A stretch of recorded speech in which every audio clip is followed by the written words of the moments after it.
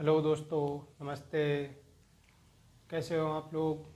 उम्मीद करता हूँ अच्छे होंगे, स्वस्थ होंगे। देखिए, आज हम पढ़ेंगे टाइम एंड वर्क। ठीक है, इसके सवाल करेंगे। अगर आपको सवाल अच्छे लगते हैं तो चैनल को सब्सक्राइब करना है, वीडियो को लाइक करना है। ठीक है, अब करते हैं अपन अपनी क्लास को स्टार्ट। क्लास में सवाल नंबर पहला देखेंगे क्या कह रहा है। देखते हैं।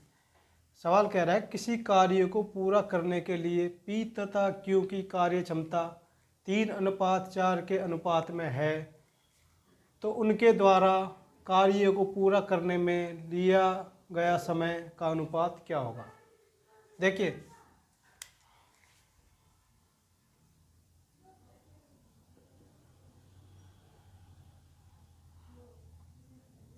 सवाल में दो लोगों के बारे में बात की गई है, एक है P और एक है Q, और इनकी जो अनुपात दिया हो, इनकी क्षमता का अनुपात दिया गया है सवाल में। कितना? 3:4। लेकिन पूछा क्या है? समय का अनुपात। और समय का अनुपात क्षमता के अनुपात के बिल्कुल जस्ट उल्टा होता है। अगर समय का अनुपात दिया हो अपन को A/B, तो इसकी क्षमता का अनुपात हो जाएगा, अपने को इसकी क्षमता का अनुपात निकालना है तो B/A हो जाएगा। ये होता है समय और क्षमता में रिलेशन। अगर क्षमता का अनुपात 3:4 दिया गया है, तो सवाल में अपने को समय का अनुपात पूछा है, तो समय का अनुपात 4:3 हो जाएगा, जो कि इस सवाल का राइट आंसर बनेगा। ठीक है, यानी कि ऑप्शन नंबर डी। अब करते हैं सवाल नंबर दूसरे को प्रैक्टिस। देखिए, सवाल नंबर दूसरे में क्या दिया गया है। सवाल नंबर दूसरे में दिया गया है, ए कोई कार्य बी की तुलना में दुगनी गति से करता है। ए कोई कार्य बी की तुलना में दुगनी गति से करता है, और आगे दिया गया है, दोनों मिलकर वह काम 12 दिन में पूरा कर ले, तो बी अकेला उस काम को कितने दिन में करेगा। अब देखिए, सवाल में दो आदमी दिए गए, दो पर्सन के बारे में बात की गई, एक है ए, एक है बी। ये कह रहा है ए कोई काम बी की तुलना में दुगनी गति से कर रहा है। बोला दुगनी गति से कर रहा है, तो ये क्या दी गई है? इनकी क्षमता। क्षमता कैसे दी गई है? ए बी की तुलना में दुगनी गति से कर रहा है, यानी बी दो काम कर रहा है तो ए एक काम कर रहा है। अब आगे कह रहा है ए और बी, यानी ए और बी इस काम को मिलकर 12 दिन में करते हैं, तो यहाँ से अपने को जो निकल के आएगा वो निकलेगा इनका टोटल वर्क।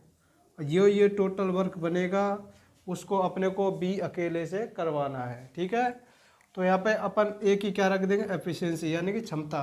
बी की क्षमता गुणा 12, तो इसके क्या आ जाएगा? Total work.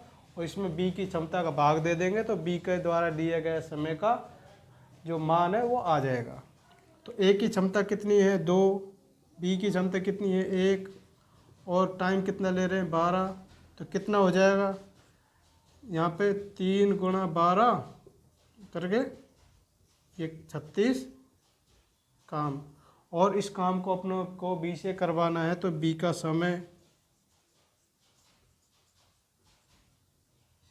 का समय निकालना है। काम कितना करना है? 36। बी की क्षमता कितनी है? 1। तो बी एक क्षमता से 36 काम करता है, तो टोटल 36 दिन का समय लगेगा, जो इस सवाल का राइट आंसर बनेगा, यानी ऑप्शन नंबर बी। ठीक है, अब करेंगे आगे सवाल। ओके, देखिए सवाल को करते हैं। सवाल में क्या दिया है? ए की कार्य क्षमता बी से 3 गुनी है, यानी ए की कार्य क्षमता ए की कार्य क्षमता बी से 3 गुनी है। यदि किसी कार्य को करने में ए से 20 दिन अधिक समय लेता है। कौन? यदि किसी कार्य को करने के लिए ए से 20 दिन अधिक लेता है, कौन लेता है? बी। तो बताओ ए उस कार्य को कुल कितने समय में करेगा। देखिए सवाल में क्या दो लोगों के बारे में बात की गई है, एक है ए, एक है बी। यहाँ पे कह रहा है ए की कार्य क्षमता बी से कितनी है? 3 गुनी है। तो ये क्या दी गई? इनकी क्षमता। ए की कार्य क्षमता बी से कितनी है? 3 गुनी, यानी ए 3 काम करता है तो बी एक काम करता है, तो इनका समय का अनुपात क्षमता के अनुपात का बिल्कुल उल्टा हो जाएगा। यानी क्षमता का अनुपात 3:1 है तो समय का अनुपात 1:3 हो जाएगा। अब कह रहा है ए जो है वो 20 से 20 दिन कम लेता है, ये समय है, बी 3 ले रहा है यूनिट और ए 1 यूनिट ले रहा है, तो कितने यूनिट कम ले रहा है ए बी से? 2 यूनिट कम ले रहा है, जबकि सवाल में कितना दिया है? 20 दिन कम ले रहा है। तो 2 यूनिट का मान 20 है तो 1 यूनिट का मान कितना हो जाएगा? 10। 1 यूनिट का मान 10 हो जाएगा। अब सवाल कह रहा है तो ए उस कार्य को कुल कितने दिन में करेगा? एक कितने यूनिट है? 1 यूनिट के बराबर, तो 1 यूनिट का मान कितना दिया गया है? 10, इसका 1 गुना। सवाल का आंसर 10 दिन बनेगा। Option number A. अब करते हैं सवाल नंबर दूसरे को।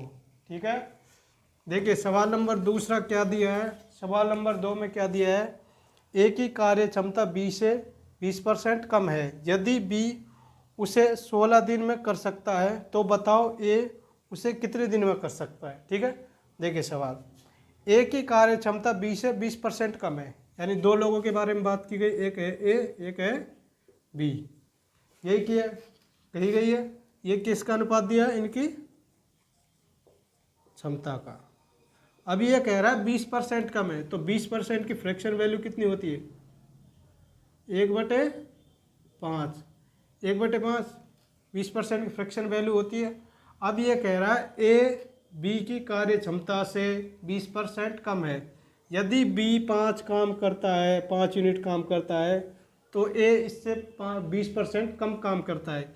यानी कि अगर बी 5 काम करता है तो जो है ना ए इससे 1 यूनिट काम करके 4 यूनिट ही काम करता है। ये क्या दी गई? इनकी क्षमता का अनुपात।